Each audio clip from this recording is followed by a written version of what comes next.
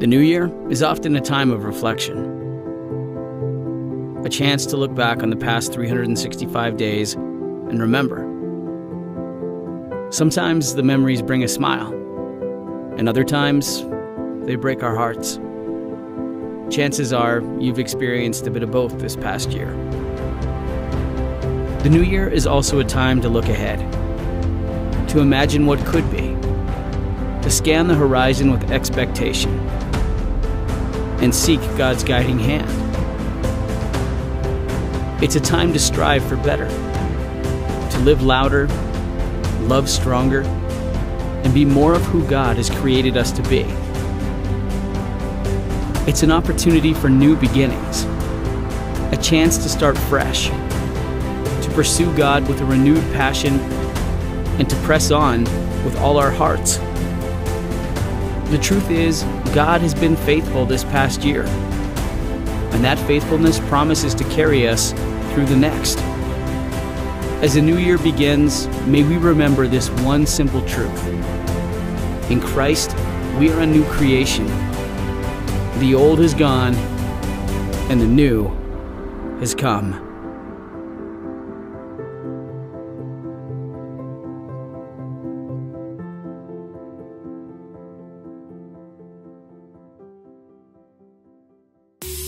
Good morning, CLA! Happy New Year! We're so excited to be online with you this morning, and we just wanted to welcome you to our first service of 2023. Hope your new year is going well. Bye! Bye!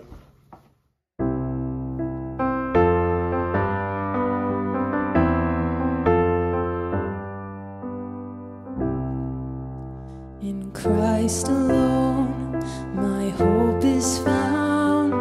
He is my light, my strength, my song. This cornerstone, this solid ground. Firm through the fiercest drought and storm. What heights of love, what depths of peace. When fears are stilled, when striving cease. My comforter, my all in all, here in the love of Christ I stand.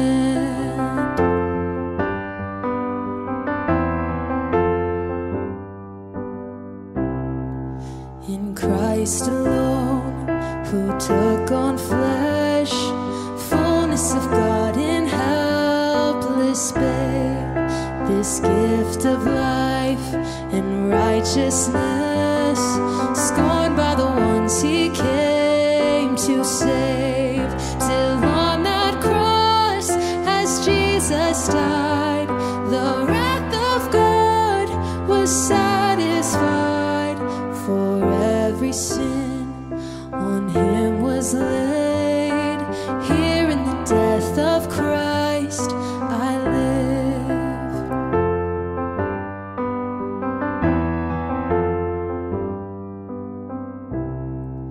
There in the ground his body lay, light of the world by darkness slain, then bursting forth in glorious day, up from the grave he rose again. And as he stands in victory, sin's curse has lost its grip on me. For I am his and he is mine, bought with the precious blood of Christ.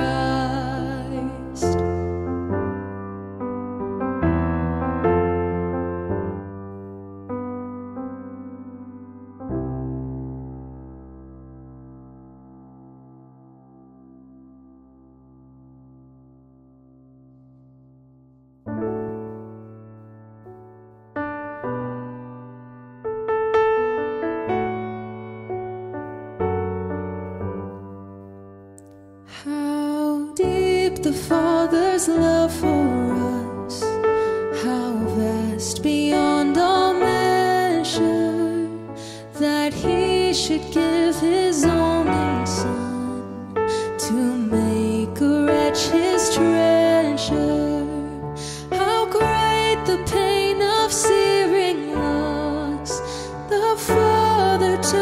his face away, as wounds which mar the chosen one bring many sons to glory.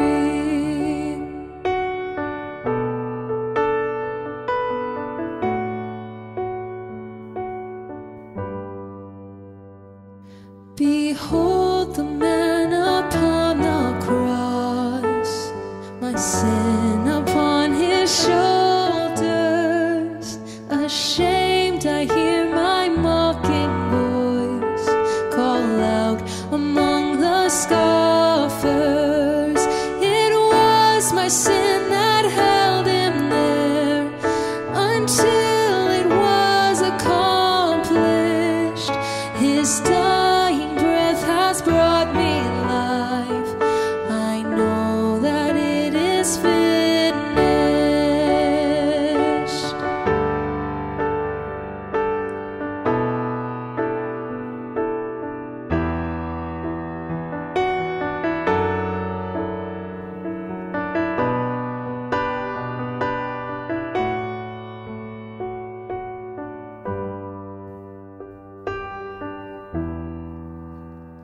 I will not boast in anything, no gifts, no power, no wisdom, but I will boast in Jesus Christ, his death and resurrection. Why should I gain from his reward? I cannot give an answer, but this I know with all my heart: his wounds have paid my ransom. Why should I gain from his reward? I cannot give an answer, but this I know with all my heart: his wounds have paid my ransom. His wounds have paid my ransom.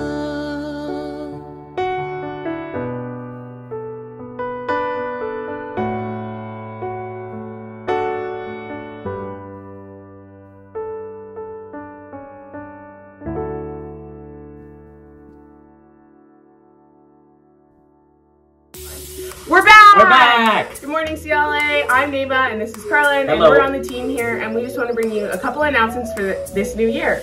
On Saturday morning, we're having our men's breakfast. It will be here at the church. If you need more information about that, please feel free to email us at info@clacalvary.com or check out the weekly email.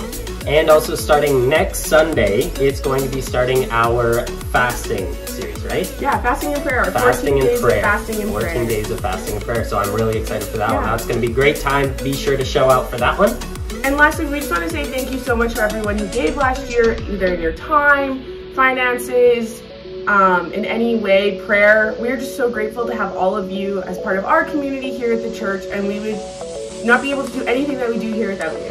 So it really means a lot. If you guys do want to, feel free to help and provide any support you can through our website, through online, through our Instagram and stuff like that, our social media. If you ever want to reach out to volunteer or do anything like that, we greatly appreciate it. Yeah. Last but not least, we hope you guys are all enjoying your long weekend at home. Bye, everyone. Bye-bye. And today I was just thinking about one of my favorite follows on Instagram, and got a little beef with Instagram because it used to be you followed who you follow, but now Instagram wants to put some things in your feed that they think you might like because you like something else, and I'm like, no, just want to follow the people that I want to follow. Thank you very much. And one of the people that I want to follow is Vermont Matterhorn, and a lot of you know that back in the day, my friend Mark and I went up the almost 15,000 foot Matterhorn in the Alps, and it was one of the craziest experiences of life. And I don't know if I'm ever going to go to the top of that thing again, but I do love seeing the post every day in my feed. And the Matterhorn Instagram looks something like this. You can see it on the screen right now. And You know, I just love scrolling through my feed and to see this particular site and then just to go, wow.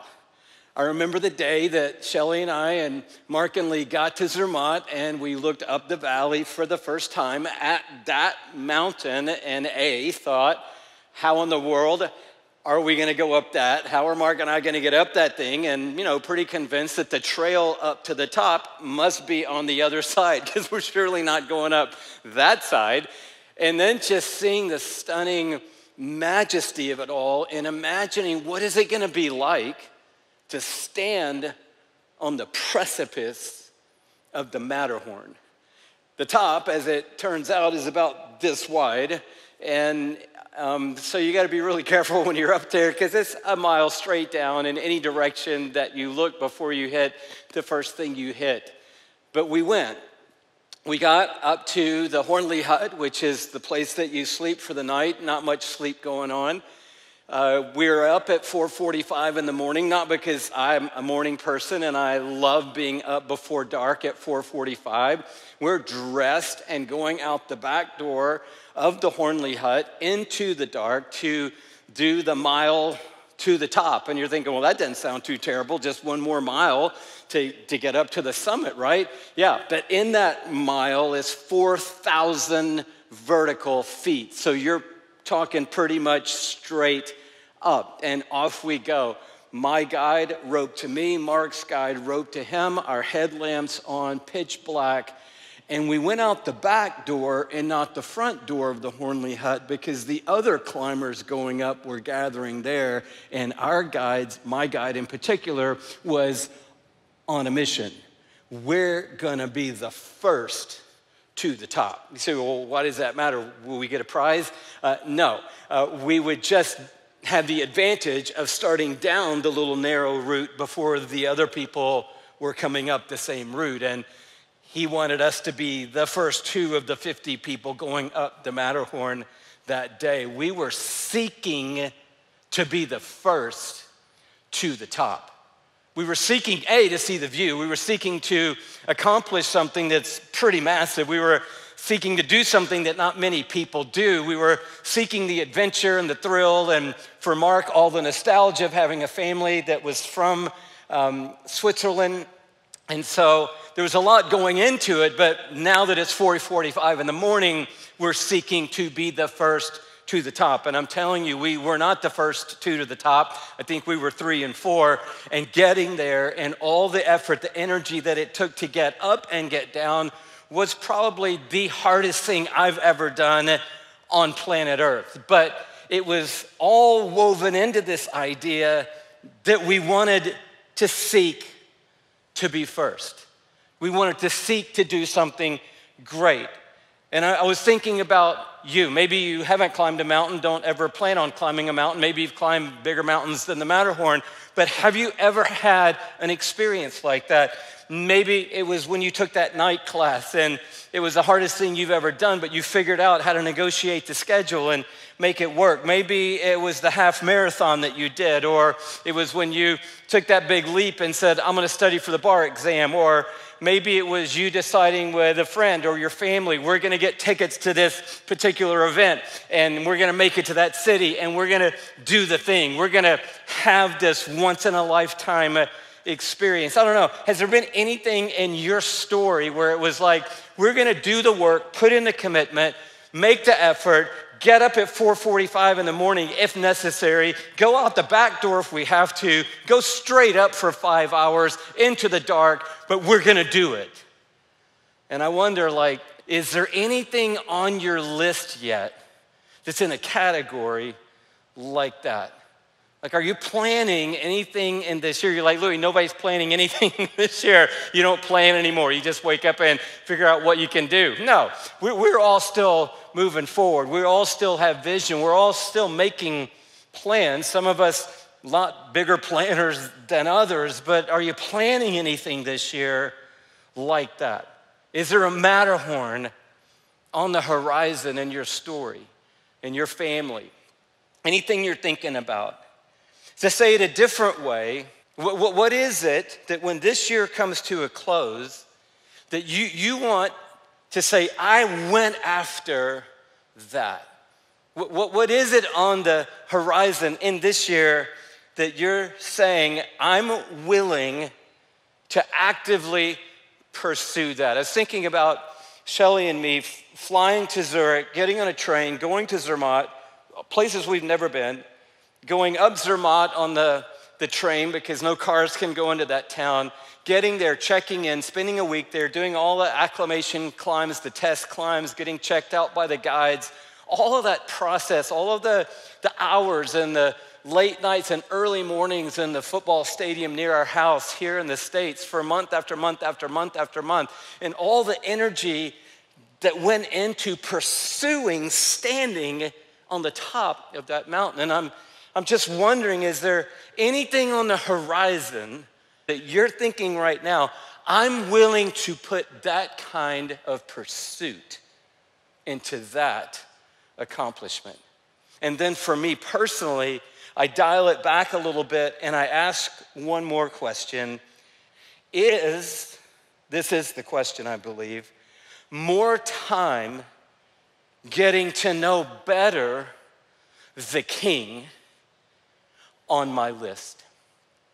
In other words, on my 2022 list is one of the things that's percolating deep down inside me. Whatever happens this year, I'm willing to put in the effort, the energy, the work, the planning, the commitment to take the flight, to do the thing so that I can spend more time with the King and I can know the King more than I know him right now. And obviously by the King, I'm talking about the King of all kings, King Jesus.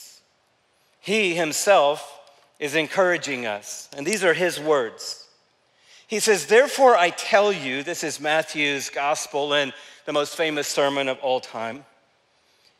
I tell you, do not worry about your life. Now, that seems like a throwaway phrase right there, but how much is packed into that one statement?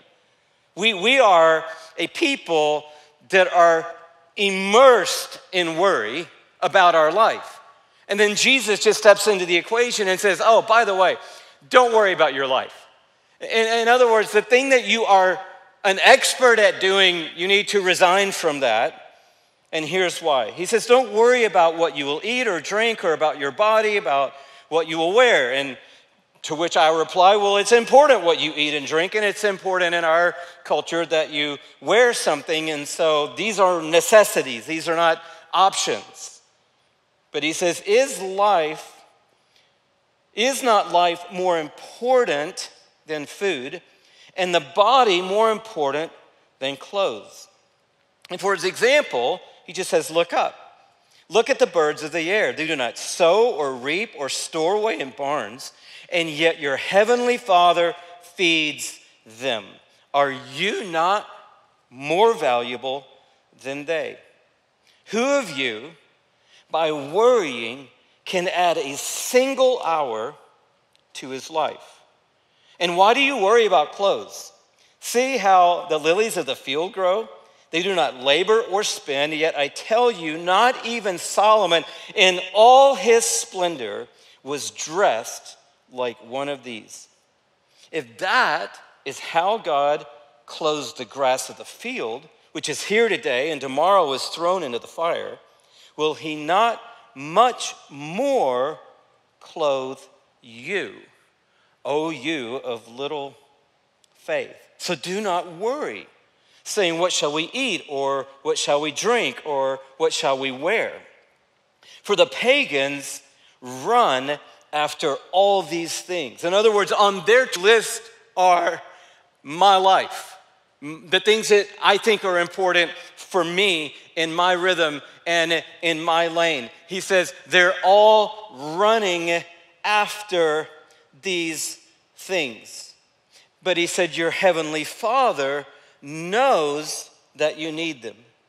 But seek first his kingdom and his righteousness, and all these things, what I'm going to eat, what I'm going to drink, what I'm going to wear, where I'm going to live, the necessities of life, the things that are important for life, he said, all these things will be given to you as well. So he sums it up again. Therefore, do not worry about tomorrow, for tomorrow will worry about itself. Each day has enough trouble of its own. Jesus himself is saying to you and me, in the midst of your plan, seek first the kingdom of God. In the midst of everything else that's on the horizon, seek first his righteousness. In other words, put God first. And in the sense of that, Jesus is saying, put me first. But before everything else you're concerned about, be concerned about your relationship with me. Put me first in everything, in your thinking, in everything in your affections, and in everything in your doing. And all this other stuff, I'm telling you, all that's going to be added. All that's going to be given. All that's going to come if you make the primary decision, I'm going to seek first the kingdom of God. I'm first going to seek him. So Jesus is inviting you today. He's inviting me today to seek first a relationship with him. To seek the other world, not this world. To seek the spiritual world, not the natural world. To seek the eternal world, not the world that's passing away. And to seek its king. To say, I want in 2022 to know Jesus more. Now, I know that can sound like a spiritual platitude. It probably would be on all of our lists somewhere because we're at church today, for crying out loud. Yes, I want to do this. We're going to buy that house. We're going to take this trip. We're going to do this thing. And I want to grow closer to Jesus this year as well. But I just want you to know today, it's totally possible that you and I could end this year being closer to the King and knowing more of the King. And if we take him at his word, having everything else we needed in life added to us by a Father who already knows today what we need and is working on it right now. So he says to us, oh, you can stop worrying about all that stuff because I've got all that. What you need to be focused on is just making me the center of everything in your thinking and in your affections and everything in your doing. We see this in this amazing story in Luke's Gospel, chapter 10. And this story is the story of Mary and Martha. Do you know that story when I say that? Poor Martha, she always gets the knock from this story. But I want to applaud Martha today because what it says in Luke 10 is that Jesus and his disciples came into this town. And when they came into the town, Martha came to Jesus and invited them all to her house. We don't know how many of them was. Jesus and the disciples, okay, we know about how many that is, right? But maybe there were a few extras along the way. And she just said to all of them, hey, come to my house. I'll take care of all of you. So if it wasn't for Martha's generosity of spirit, for her belief in the kingdom and in the righteousness, if it wasn't for her doing what Jesus had said, do, seek first the kingdom, which is, I don't know what else I got going on today, what my other plans were, but Jesus and his crew are coming by, so come and stay at my house. So can we just applaud Martha for a minute today? Because if she didn't do that, we don't even have a story. But she always gets the short end of this story because as Jesus is in the house, you understand how the story goes, right? Martha is trying to manage it all. So she's busy. And her sister Mary is just sitting and hanging out, listening to Jesus, just eyes locked on Jesus, focused on what Jesus is saying, not wanting to miss the moment that Jesus is at our house. And so she's trying to, soak up every bit of the opportunity of having the King in her house. Meanwhile, Martha is frustrated and says to Jesus, could you maybe assist here? Because there's a whole lot going on and my sister isn't being very helpful. And Jesus looks at Martha and he says, Martha. Then he says it again. That's not good when Jesus says your name 2 times.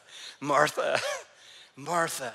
He said, you're so busy with so many things. But then I want you to notice what he says. I want to read it word for word from him because it's so important that we not miss this today. This is the way he responds. He said, "You're worried and upset about many things." See how we're kind of tying back into what he was saying in Matthew 6. You're worried, and that got you upset. Those two things always seem to go together. But only one thing is needed. So he's zeroing in on the important thing. He's not saying the other things are, incidental. We all are going to need to eat tonight. We all are going to need to sleep somewhere. We all do need a roof over our head, but there's something greater than all of that. He says there's only one thing that's needed. And this is the line I want us to focus on. Mary has chosen what is better, and it will not be taken away from her. Man, that is the phrase. That is the line. That is what's burning inside of my heart. That is what I want to be said about me in this year. That I chose what was better. And what I got by choosing what was better, I cannot lose. I made the choice of what is better, and the reward of making that choice was what I got cannot be taken away from me. I sought first what was best. Now, there are two things in this text that I want us to see, and then I want to talk practically at the end, just so that we can get our feet moving in the right direction as we start this journey together. Two things in this text are important. Number one is he says, Mary has chosen what is better. In other words, this did not happen by happenstance. Mary did not get into this position by neutrality. She made a decision. She chose what was best. And I want to encourage us today in that there are a lot of things out of our control right now, but you still have the most important power to set the direction of your life. And nobody can take that away from you. No circumstance, no climate, no economy, no whatever's happening in the world, nobody else, no relationship, no friendship, no up, no down. No one can take that away from you. You have the ability today to make a choice. But in making that choice, we have to understand today, and we were encouraged so much in this last week, that this prize requires determination. In other words, knowing the King more will not happen out of neutrality. It only happens out of determination, and it's going to require for me that I prioritize, that I press, that I pursue, and that I persist. And I want to just say that today. God has already done all the prioritizing that he can do. He's already done all the pressing he can do, and all the persisting that he can do, and all of the pursuing that he can do. He can't pursue you any more than he's already pursued you. He cannot persist further than he's already persisted. He cannot prioritize a relationship with you any more than he's already prioritized the relationship. So here's what he's saying to me today, and what he's saying to you. The ball is not in God's court for you to know him more. The ball is in your court for you to know him more. It's not up to God today to decide, you know what, I really love her, and in 2022, I want to know her more. He's already prioritized, persisted, pursued. He's already done all of that. The ball is in my court. What an amazing thought. The ball for 2022 of whether I know the King better and am closer to him is in my court. And here's the best part of all. I can make the play if I want to. I can make the decision and the choice if I want to. I think the second thing that is important in this story is that we understand that it's not an either or. And that's what always happens in this story. It always ends up with the busy people and with the I make time for Jesus people, with the workers and with the resters. And it's always sort of like a dichotomy at the end of the story. Jesus isn't trying to build a big dichotomy. There was another time when Jesus was glorified on the Mount of Transfiguration, and it was so powerful and awesome that a few of his disciples said, this is the best thing we've ever seen. We're going to build a temple right here, and we're just going to stay here on the mountaintop. And Jesus said, no, we're not staying here on the mountaintop. We got work to do. Let's go. So it's not like, oh, it's better to not work and to sit at Jesus' feet. No, that's not the point he's trying to make. The point that Jesus is trying to make, and this is where this message really lands with me, probably going to really land on anybody like me that works in a ministry or works at a church or works in some Christian organization. This message is going to land on you in the same way as this story of Martha and Mary. What Jesus wants us to see in the story is it's not either do we work for God or do we sit with God. That's not really the question. The question is, have I missed the king because I'm too busy working for the kingdom? That is a question Jesus wants all of us to come to terms with for 2022. You say, well, Louis, he just said, seek first the kingdom and the righteousness. So we should be like Martha, very busy about the kingdom. No, Jesus said when he was asked, what's the greatest commandment? He said, that's easy. That goes all the way back to Deuteronomy 6. That's the Shema, what the Jewish mindset would know. Hear, O Israel, the Lord our God is one, and you shall love the Lord your God with all of your heart and with all of your soul and with all of your mind. Jesus didn't say love the kingdom with all of your heart. He said love the king. Why? Because the king is the kingdom. He is the center of it all. And he's painting a picture for us, and he's saying it's possible that you can have a great heart and be really busy doing all the right stuff and not even realize that the king is in your house. And so, yes, do the stuff. Yes, take care of everybody. Yes, take care of the city. Take care of your family. Take care of yourself, for crying out loud, and take care of the world. And be about your Father's business. But don't miss the fact that while you're doing all that, the king is near. And he's inviting you to make a choice, a decision to say, I want to seek first the kingdom of God and seek first the king of the kingdom. That is on my list of the things that I want to do in 2022. If you're resonating with that, let me put a few handles on, and I'm not going to try to put it in a formula today, but just a few handles. Number one, I want us to think about the long arc of the year ahead.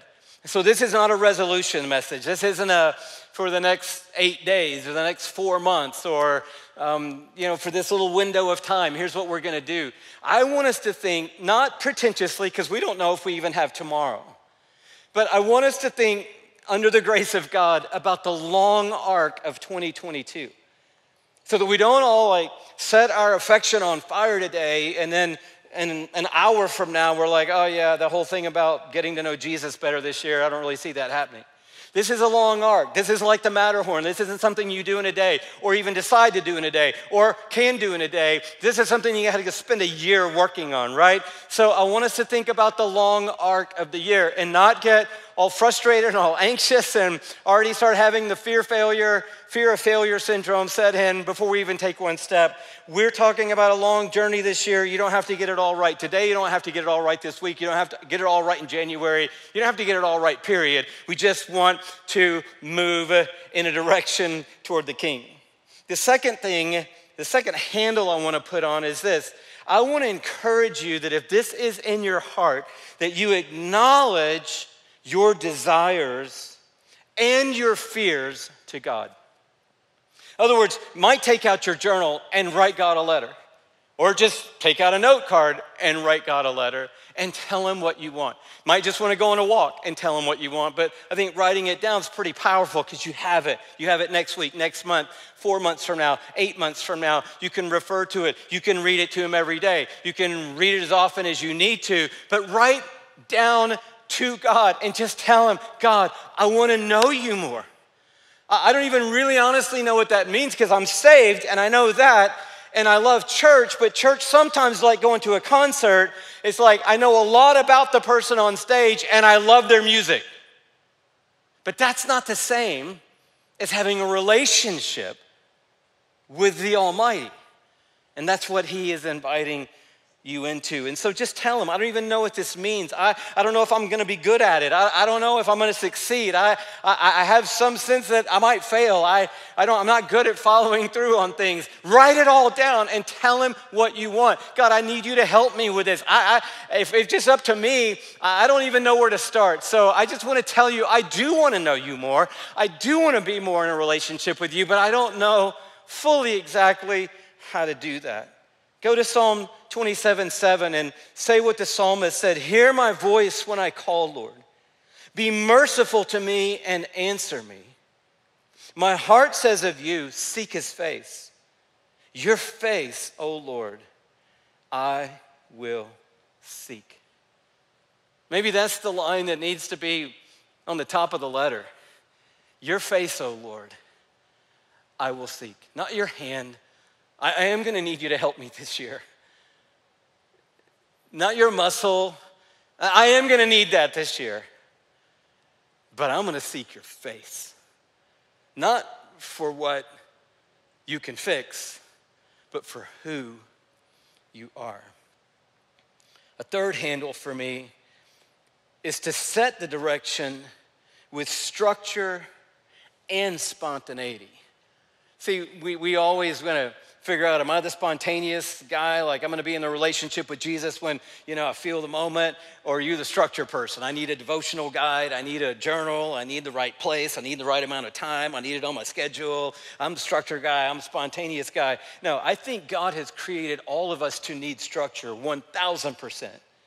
But he's also created all of us with a desire and a need for some spontaneity. And so we'll talk more about structure because we're going to need that. You're going to need some routine. You're going to need some ritual, all the things that spontaneity people don't want to hear, and all the structure people say, yeah, that's what I need right now. So I'm ready. I want to do this. What's the routine? What's the ritual? What's the plan? How do we make this work?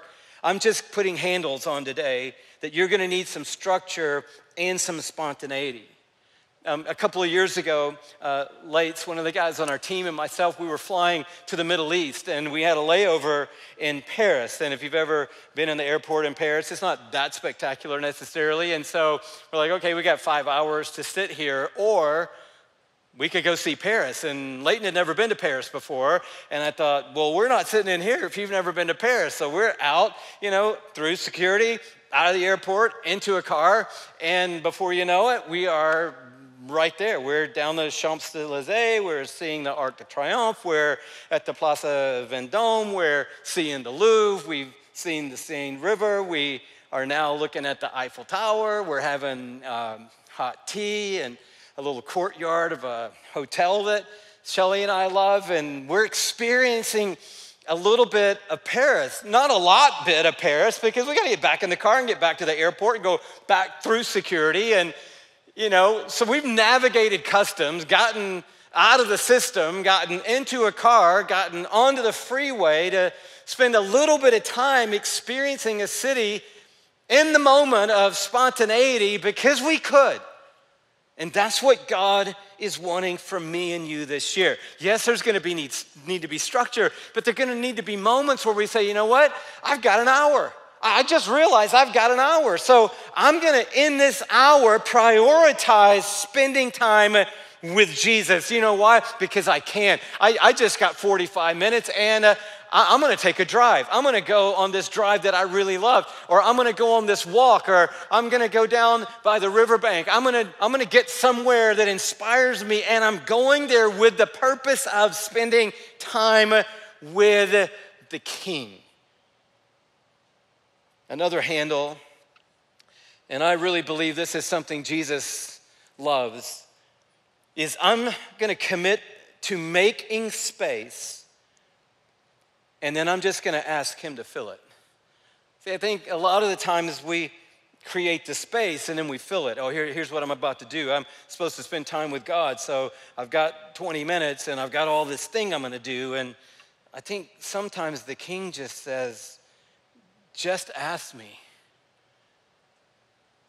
to allow you to sense that I am with you. And then follow that nudge. I might just sing a song of worship. I might just sit here and write to you what comes to my heart. I feel like I want to get into your word and connect with your truth. I want to just sit. Not have to talk the whole time. I could just be with you and say, Jesus, I'm here. Let's be here together. Can you imagine what that would do to his heart? That's it? You just want to be with me? Yeah, I just want to be with you. A couple more handles quickly. And this is going to be for somebody, and I don't know who you are. But it's important today for you to believe in the good intention of God's heart.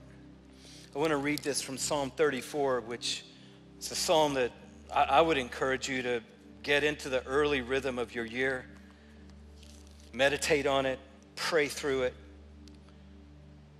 But verse 10 says, the lions may grow weak and hungry, but those who seek the Lord, those who seek the Lord.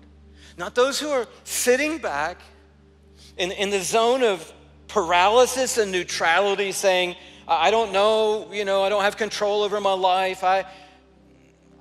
Everything that's happened to me hasn't been the way I've wanted. I'm not really that in control of all of my circumstances right now. And he's saying, look, here's one thing you are in control of. Do you want to put in the time, the effort, the energy to pursue the God who has already put in all the time, the effort, and the energy possible to pursue you? Do you want to move the ball out of your court and into play? Do you want to be one of these people who seek the Lord? You see that? That's the nature of the gospel. Ask, knock, seek. In other words, all the good stuff isn't on the bottom shelf. All the best stuff isn't in the little quip on the back of the book. You got to dig a little. You got to press a little. You got to climb a little. You got to sacrifice a little. You got to feel it. You got to want it. You got to go after it. You got to prioritize it. You got to seek it. And say, all these things, these are all necessary, and I'm going to care for all of them, but I'm going to seek first the face of the King. And do you know what he says about